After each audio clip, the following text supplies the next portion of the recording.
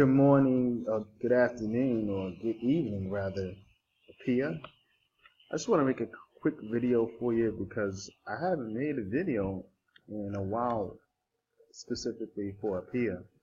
And the topic of this video is based on John Hattie, Dr. John Hattie's research on what he calls visual learning. And believe it or not, Dr. John Hattie, along with many other people, but the person who tends to lead the charge in this effort is Dr. Hattie. He's out of Australia. And what he's done over the last couple of decades is look at all the acts that we do, and that people do, and students do, and teachers do, and administrators do, and politicians and parents do that affect learning in some way. But specifically, most of these acts are normally what students do and what teachers do. Most of them, a large percentage of acts that would teachers and students. And what he sought out to do is discover and find out and compare and contrast what acts are the most effective. And he calls this the effect size. So the list changes over the years, because I think with each different cohort of students and generation of students, these variables or these acts, their range, it falls in a different range as technology plays more and more role in education. New variables come in. Some variables kind of fade out. So he updates. I think he believes he updates the list every year to kind of stay current.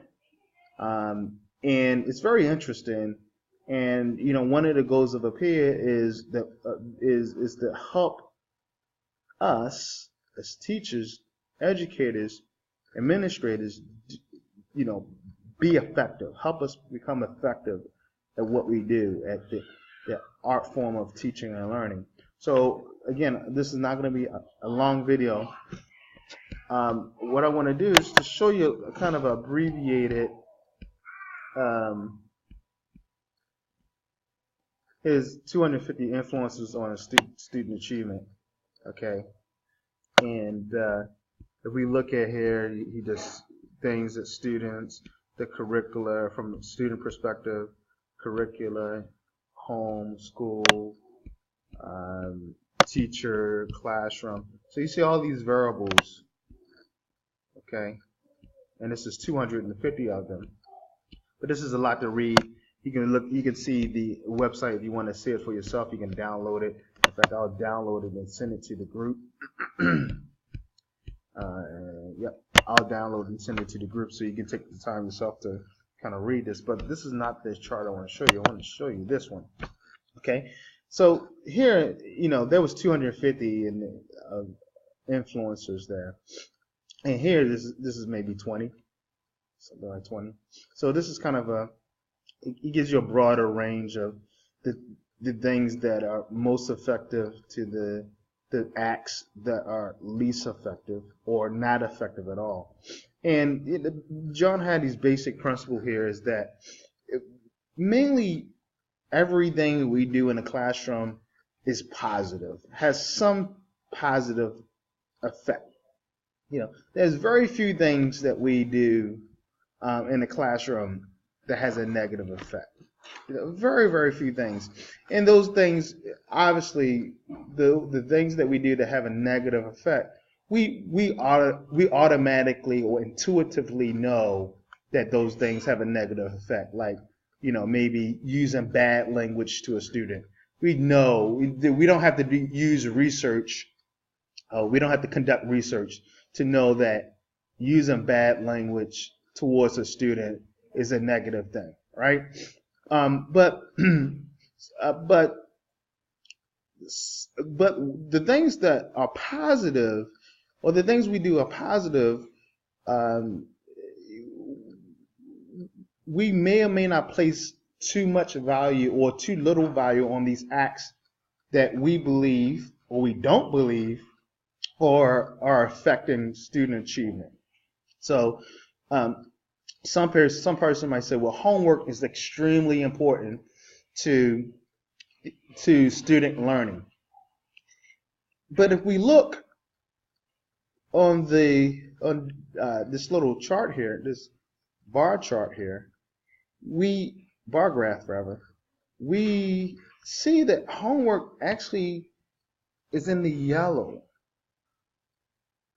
It's positive, and it's more positive than a lot of acts that we do, but it falls even halfway. This is barely halfway. It's not even halfway to other acts that we do that are a lot more influential, a lot more positive, a lot more, keyword here, effective.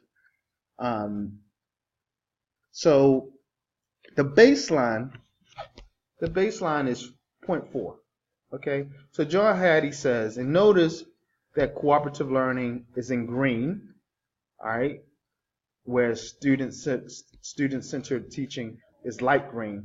So green, full green, is kind of where when you're starting to do things that are very impactful and very influential and very positive towards this idea of student achievement and learning, whatever that means, whatever that word means, learning.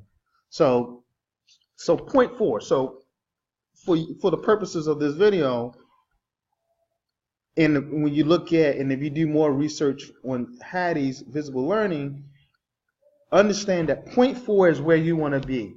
So not saying that we don't want to give homework, not saying that, you know, it's okay to have a class of 50. We just need to know that maybe homework is not as important. Maybe we shouldn't emphasize homework as a major teaching and learning strategy. As teachers, from the perspective of teachers, maybe we should not be complaining about the class size as much as we do. You know, teachers like to complain about the class size. And again, you know, no one wants to have 50 students in the class. However, based on Hattie's research, you know, maybe that's not the reason why students are not passing this class size. So maybe a teacher cannot say, oh, it's because I had 35 students that the students are not passing. You know, Hattie's research would suggest that it's not really the class size. There are a lot of other things, and it has some impact. So if you have impact, so if you have, I guess, if you have a small class size, it would have a positive impact. But again, in the larger scheme of what's effective, it's not as effective as these other acts or variables towards student achievement. So let's look at what things that are, in fact, let's go down a little bit and look at things that are just straight up just not positive. They don't have any positive effect towards student achievement. And summer vacation is a negative. Right? Any gaps in the learning process, anytime students take a break from instruction, that's a negative. Television and phones, or any internet-based device. So, you know, telephones, tablets, you know, anything where students' mind can be distracted because of being connected with the internet. So these are the things that are negative, right? So we looked at that, and I think most of us can agree with that, right? So then we go and let's look at the most positive things here. Now, here's what I want you guys to look at. My people, my APEA people, especially my APEA guys in Saudi Arabia. Look at the top 5, look at the top 10 acts that are extremely impactful. Let's look at the top 5. We can look at the top 10, okay? None of them includes the textbook. None of them includes a British curriculum or American curriculum or IG or SAT. None of them includes any of this stuff. None of them include technology. Okay? What they do include is everything about purpose, everything about responsibility, everything about motivation of who the two most important people in the school, which are the teachers and the students. They're the two most important people in the school. So you look at the act out of the hundreds of acts that are researched. The act that is most effective is collective teacher advocacy. And you know I use that word advocacy a lot. And that what that means is teachers getting together to devising and talking about and reflecting ways to make learning impactful, meaningful,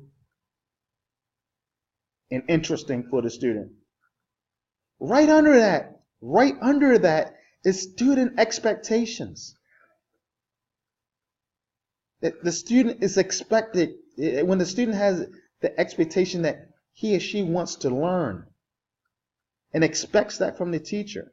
So notice that teacher advocacy comes on top of, is above students' expectation. What can we extrapolate from that?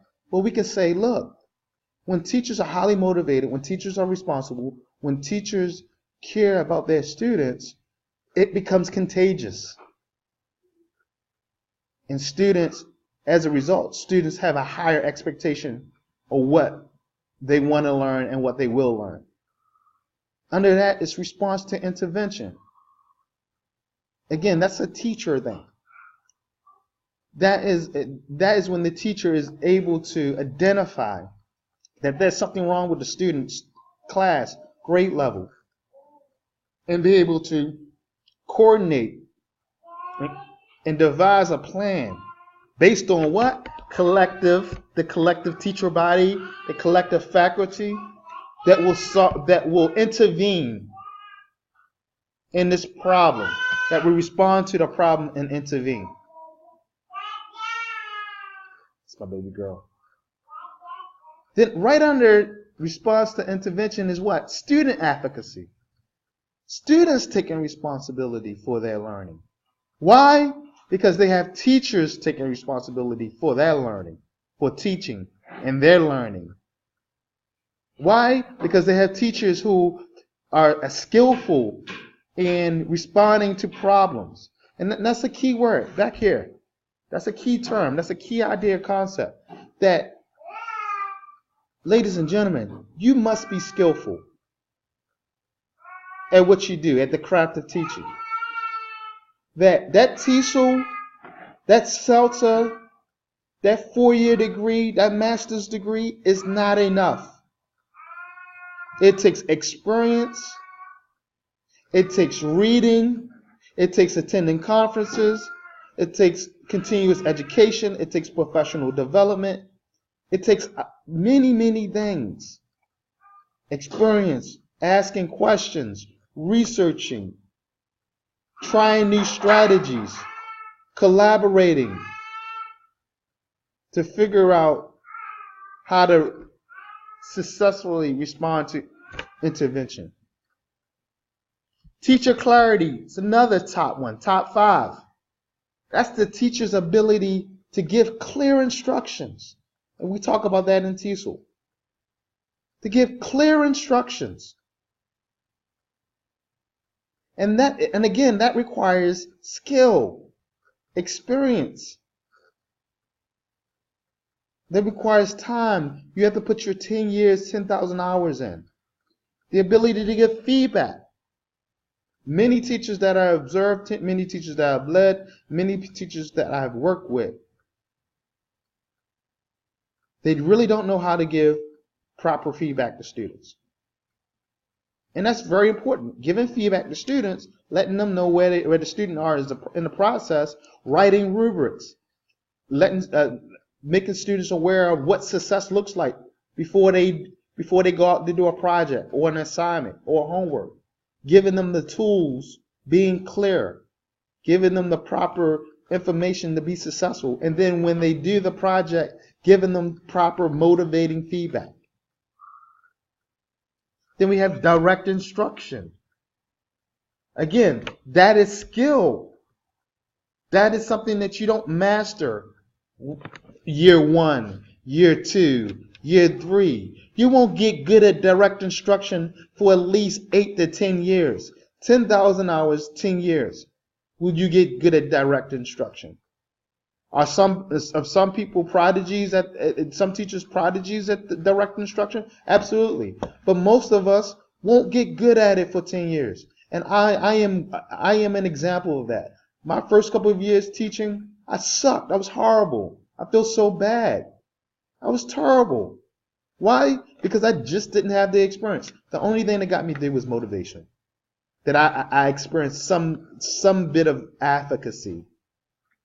And I had good mentorship. So I really challenge you guys, and I'm going to send over that final that PDF that I just downloaded in front of you in the group. But I really challenge you guys to look at Hattie's visual learning. These are acts that we do. You, me, students, parents, community members that we do that have a positive effect. The last thing I want to say in this regard is, remember the point 4. We want to do things that are point 4 or higher. Do we do some of these things? Do we worry about class size? Do we worry about homework? Absolutely. But Hattie's research would suggest that maybe we should worry about and really concentrate on some of the higher level, or excuse me, not higher level, but some of the skills and things, concepts that are a lot more effective. Because this chart right here is the reason why everyone thinks they can walk in the classroom and teach. Because if you smile, the little things you do in a classroom are all positive, short of yelling and cursing students. Most of the things that anyone can do in a classroom will have a positive effect. The issue is not that it has a positive effect. The issue is that whether it is effective. That's the issue. Thank you for your time. I actually went over a lot longer than what I thought, but you know me, guys. Hope this has helped someone out. If you have any questions, put it in the group. Make sure you use Google Plus also. Thank you. God bless you. Talk to you later.